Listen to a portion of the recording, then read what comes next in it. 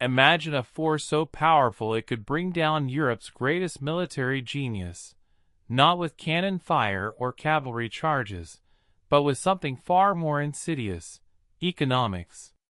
This is the untold story of how money truly shaped Napoleon's fate. By 1806, Napoleon Bonaparte stood at the zenith of his power. He'd conquered vast swathes of Europe, his armies seemed invincible, and kings trembled at his name. But one stubborn foe remained unconquered: Great Britain.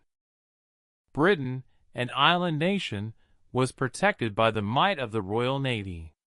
After the Battle of Trafalgar in 1805, a direct invasion of Britain became a pipe dream.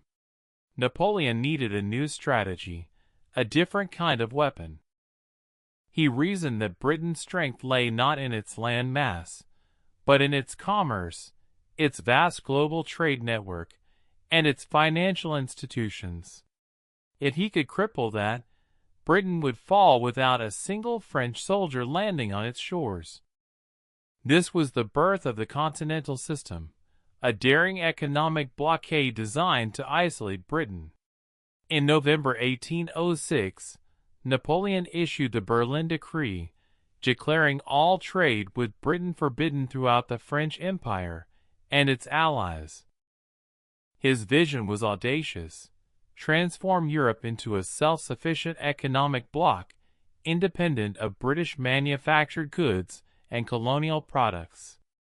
No British ships allowed in European ports, no British goods allowed on European soil. The intention was clear: starve the nation of shopkeepers of its markets, drain its treasury, and ultimately force it to surrender. It was a war fought with tariffs and decrees, not just muskets and bayonets. But enforcing such a vast blockade across an entire continent, stretching from Portugal to Russia, was an almost impossible task. Europe's interconnected economies had relied on British trade for centuries. Britain's response was swift and equally aggressive. Through a series of orders in council, enacted from 1807, they declared a counter-blockade. No neutral ship could trade with France or its allies without first stopping in a British port. This meant any ship sailing to or from a French-controlled port risked seizure by the Royal Navy. It was a high-stakes game of economic brinkmanship, turning the entire Atlantic into a war zone for commerce. The immediate effect on European markets was chaotic. Prices for colonial goods like sugar, coffee, and cotton skyrocketed. Smuggling became an enormous, lucrative enterprise, flourishing across coastlines and borders. Thousands of desperate merchants, sailors, and even ordinary citizens defied Napoleon's decrees, risking imprisonment and financial ruin to get their hands on these prohibited, yet highly desired, British or colonial products. Across Europe, the lack of British manufactured goods and colonial imports caused widespread shortages. From textiles to spices, everyday necessities became luxuries, hitting ordinary households hard. Imagine your morning coffee, your sugar, your cotton clothes, suddenly unavailable or prohibitively expensive.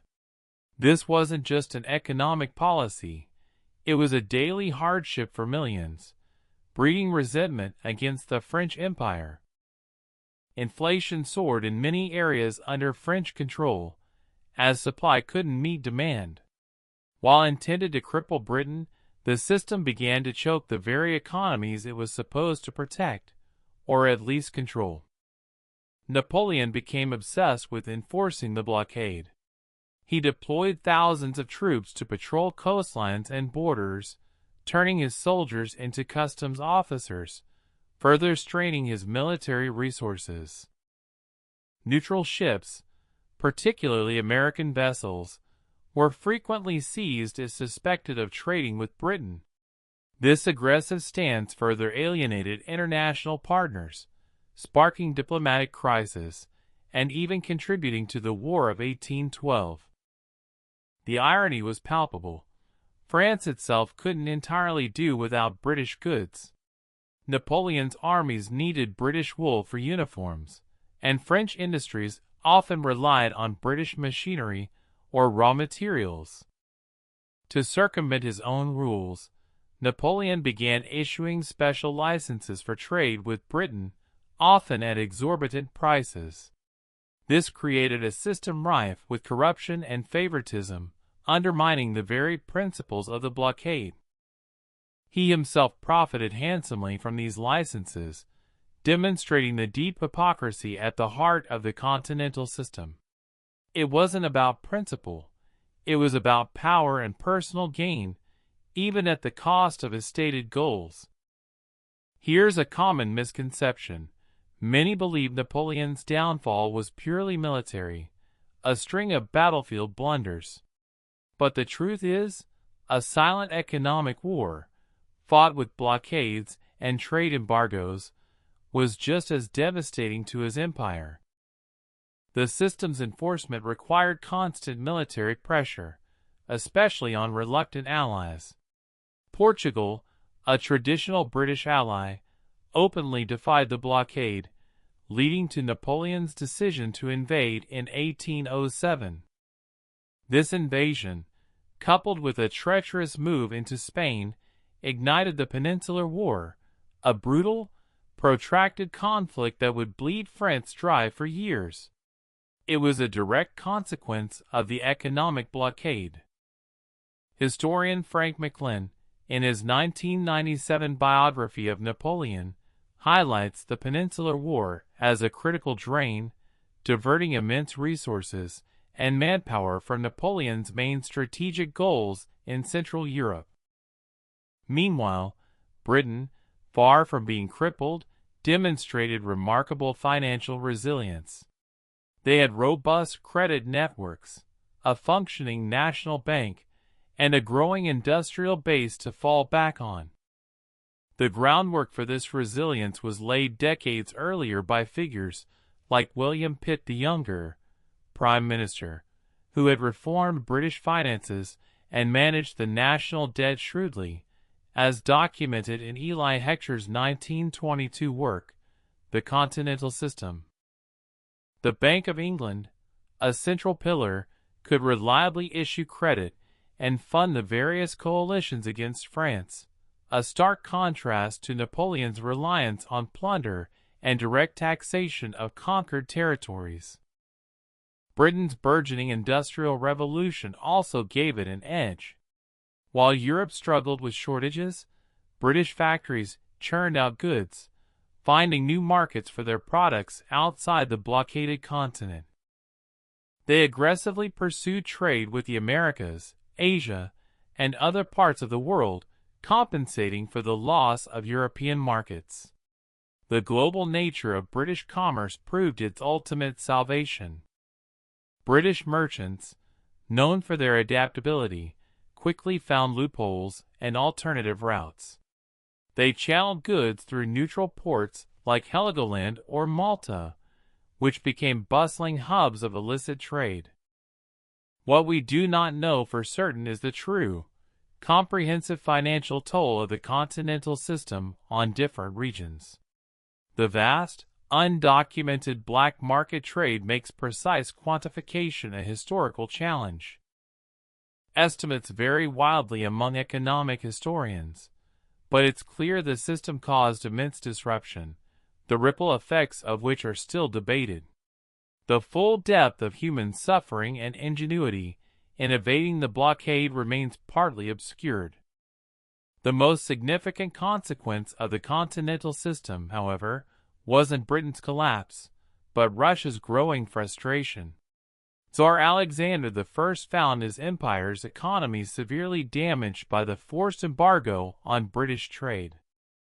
Russia, a major exporter of raw materials like timber, grain, and furs, relied heavily on British markets. The blockade meant a drastic reduction in revenue, pushing the Russian economy to the brink. Finally, in late 1810, Tsar Alexander I openly broke with the Continental system, resuming trade with Britain.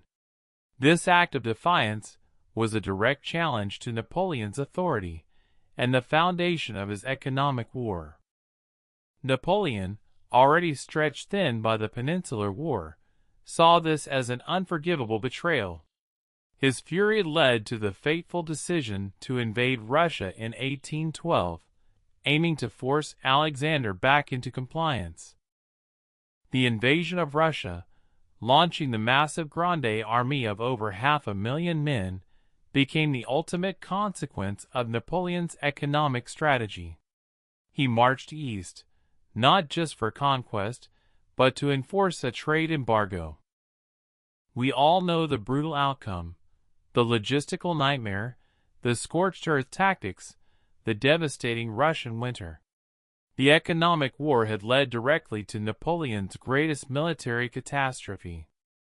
The retreat from Moscow decimated Napoleon's forces, shattering the myth of his invincibility, and severely depleting France's treasury and manpower. The financial costs were astronomical, almost unrecoverable. Back home, France itself was groaning under the strain of constant warfare and the economic distortions of the Continental system. The imperial treasury was depleted, and public discontent grew. Conscription rates soared, tearing young men from their homes and farms, impacting the nation's productivity and morale. The human cost of the economic war was now directly visible in every village. The Continental system ultimately failed its primary objective. It did not cripple Britain. Instead, it exposed Britain's economic resilience and global reach, while alienating European allies. Ironically, by trying to starve Britain, Napoleon starved his own empire.